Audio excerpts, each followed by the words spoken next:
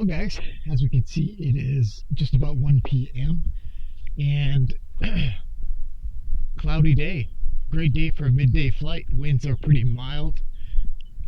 We've got a lot of rain coming, so I thought, hey, let's go up and do some flying. It's very rare I get to fly this time of the day, so we are going to take advantage of it. Got the Sirocco. I recently had this wing inspected. They switched out the risers. I noticed they were just starting to slip a little bit, so they switched the risers out, they fixed a line for me, but everything looked really solid with the wing. So that is encouraging, considering I'm coming up on my 3rd year with this particular wing.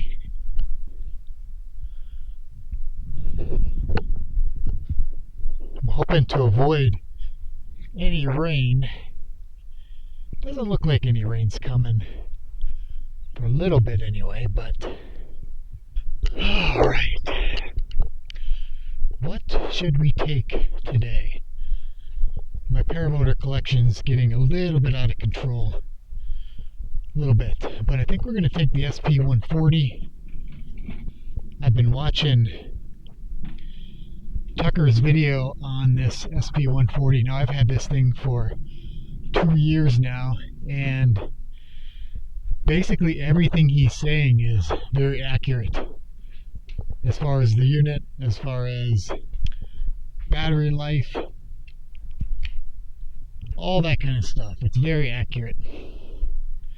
And I've had this thing for 2 years and fully charged 97%. Now I put quite a few hours on this thing, so of course you're going to have a little bit of battery degradation, but otherwise the unit's in really good shape.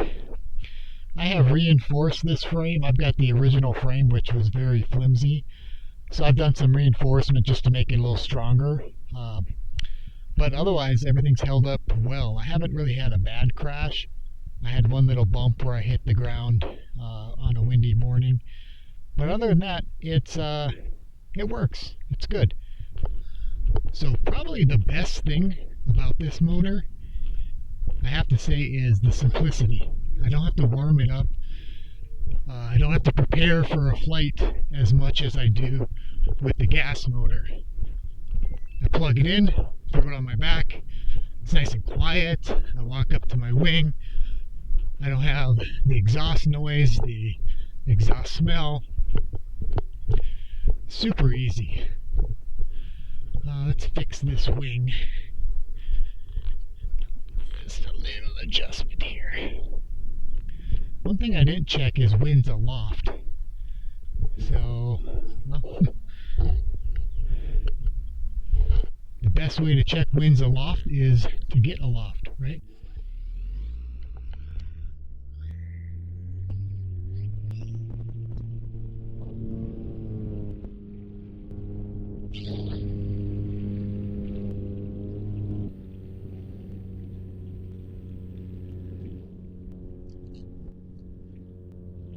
I'm expecting a little bit of bumps here, just because the wind is coming this direction, so I got to kind of get up and over these trees.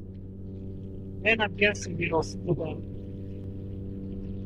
But for going out at 1 p.m., I'm not going to complain. So I think it's pretty awesome that Tucker is finally doing a review on the Sp140. And this has been out for a couple years, but I've had this unit for, well, a little over 2 years now. And I don't know how many hours I put on it.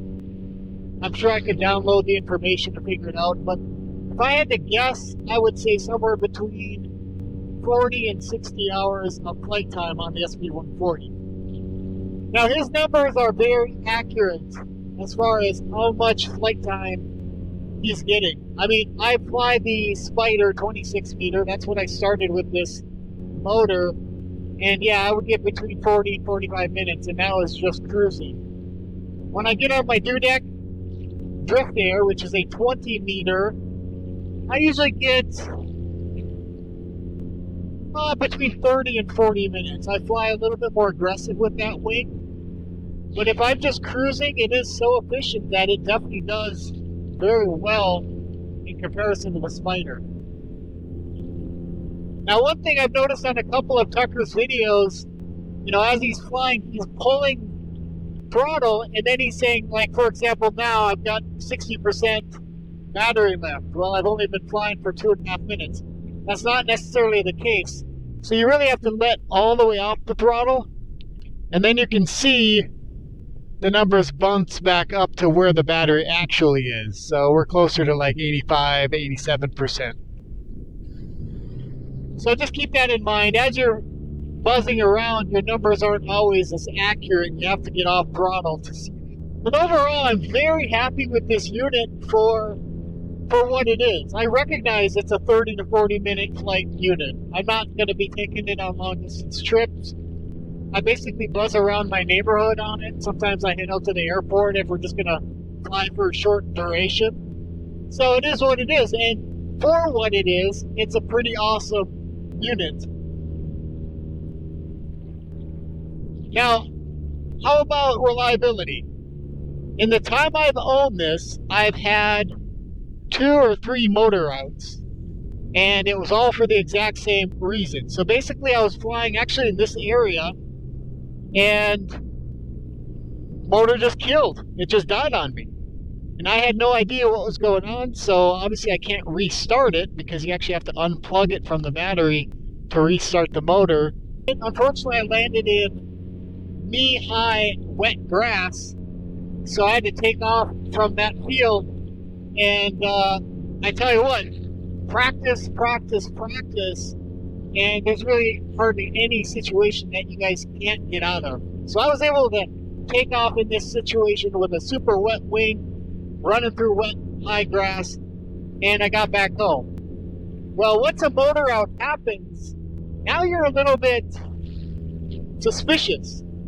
Because if you've ever had a motor out, even on a gas motor, it's not a good feeling to know that that can just happen whenever. So I took it up and I kind of hung out around my property. After about 5 minutes, motor went out again. So I'm thinking, okay, something overheating, what's going on here exactly? So I emailed Paul and we kind of troubleshooted over the phone. We did a couple tests.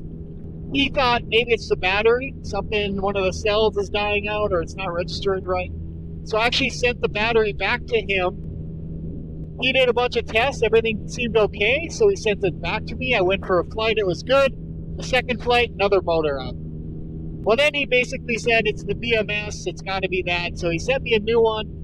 Now keep in mind, this unit was out of warranty at that point, and he took care of everything. He covered the time, the replacement costs, and I had to install the new BMS, which wasn't terribly hard. I've done a lot of stuff with solar and batteries anyway, but since then I have not had one issue with this system. It's been working flawlessly. So as far as reliability goes, I would say it's extremely reliable, and as long as you're on top of things, and just like anything, there could be a problem at some point. But to be honest, I feel much more confident with this setup than my standard Moster 185. It's a little bit bumpy out. We're not getting thermals. I think it's just kind of wind gusts. I think the winds were something like 6, gusting 9, something like that. So if I was in Florida, hey, that would be ideal. Here, you can see down the horizon, we've got the mountain range, the Smoky Mountains. We've got some hills, some valleys. So we're going to get a little bit of turbulent air, but it's not bad. So one of the big advantages of this unit is the quietness, and I brought that up in other videos as well. I still have my same setup. I've got my earbuds in and then my headset, and basically I can hardly hear anything. I just hear like a little hum behind me. It is so nice to fly for that. And then when you cut the motor, that is just beautiful. Peace and quiet. All you've got is the wind blowing. You can play around. It's really nice. Yeah, this is kind of fun just to get out in the middle of the day like this. It's a nice break from doing some computer work. Get out, fly a little bit, and I'll go back in the office and work a little bit more. So I also wanted to talk about my buddy Anthony. Anthony Vella had his crash. It's been a week and a half now.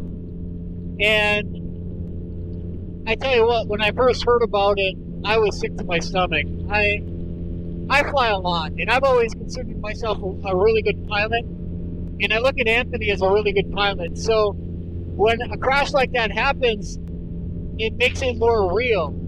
It kind of brings it all together that, the possibility's there. Now, him testing a wing at full speed bar, I've done that as well. The free ride, the Viper XC, I go full speed bar on my Dudek Drift Air. I mean, I use speed bar quite often. So the reality is that is a little bit of a higher risk type of flying. And once I realized that it was a line issue and seeing all the data about the wing and the tension knot, that gave me this big relief, like this peace of mind that while it's a little bit more risky, it wasn't necessarily that caused that collapse. And it actually helped to reinforce the fact that when I fly, I always do my checks. I check my lines. I get up, as soon as I leave the ground, I look up at my wing, make sure everything looks good. But do I thoroughly check? And that was an excellent reminder for me to thoroughly check all my lines. Everything's clear. Like even when I took off today, I saw I had a little twist. My brake toggle was twisted. Check it. Make sure everything's good. If anything feels off, hit the ground and start over. It literally takes 3 minutes to reset your wing and get back up in the air. It's not worth the added risk of trying to fly with a line twist or a riser twist or anything like that, especially if you're going to be using speed bar or doing wing overs or any type of maneuvers in the air. So seeing what happened with Anthony, it's scary to see that. That video was, I don't know, that was hard to watch. I honestly had to skip past some things because I just don't want to feel that. I don't want to experience that. I don't want that in my bubble of energy. But the reality is these wings are designed to keep us safe. The amount of money that we spend, the R&D, the technology that goes into building these wings, is designed to keep us safe. However, the wing is not perfect. The wing can't do what it's designed to do if it's not set up correctly.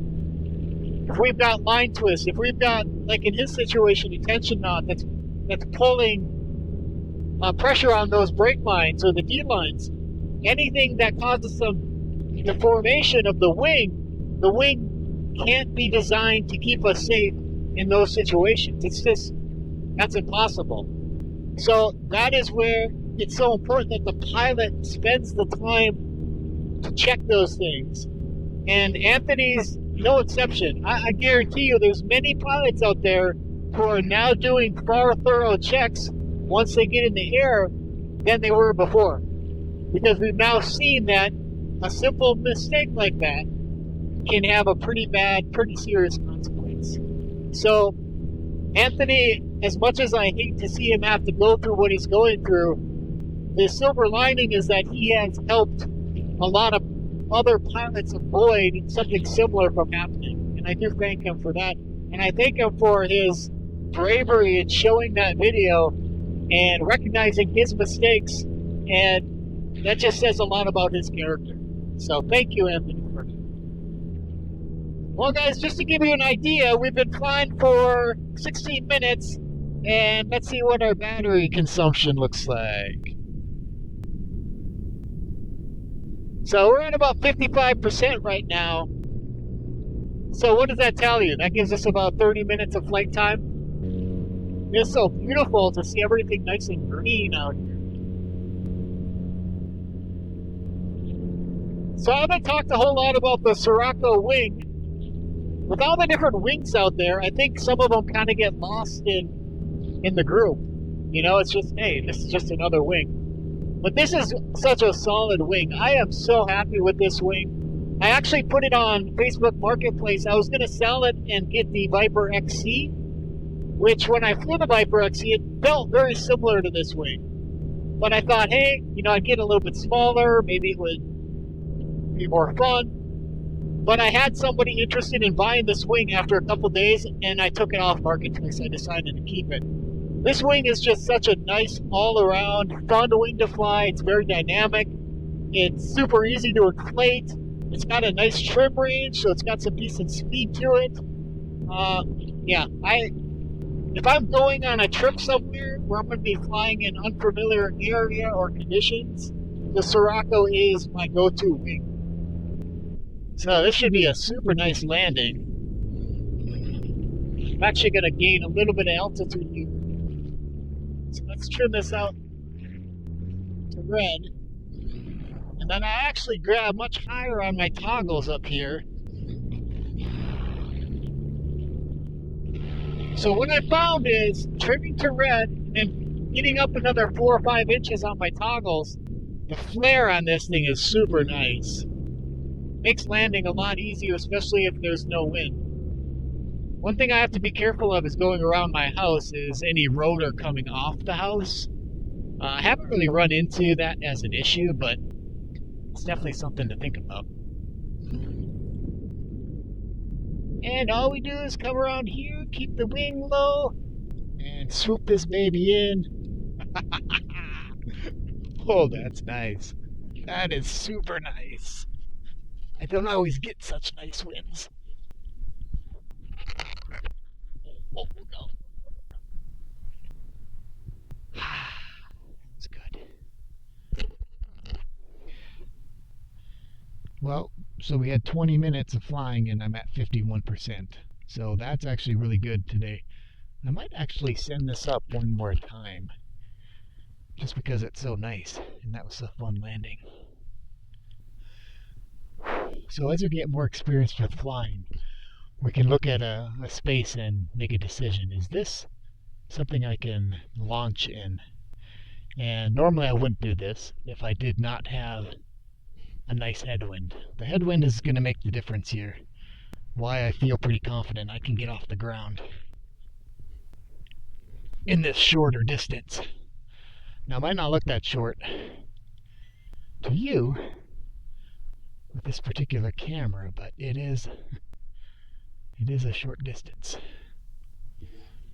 Alright, let's get this baby up.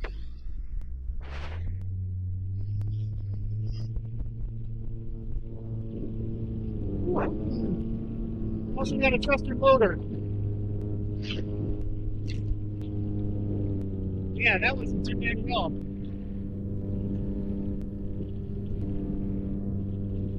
These cows, I've flown over them so many times, they don't even care. They don't even look up at me.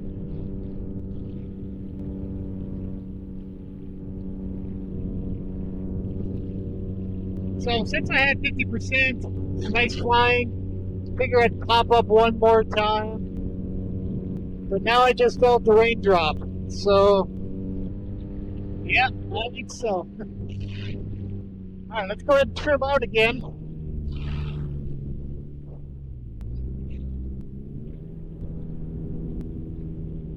One of the downsides of this motor is it's very touchy.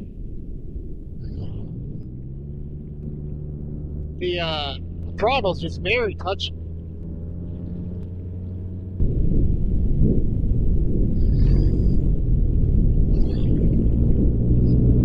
And a little bit of bounce. Oh, we don't have as much wind as we had last time. Whoa! Jesus. Wow. Okay, that was a little closer than I like. I started dropping super fast because the wind just literally died out. So I was diving quick. But the Sirocco came through. When I flared, it did its thing. It was just quick. Well, guys, thanks for joining with me on this flight, and we will see you guys next time.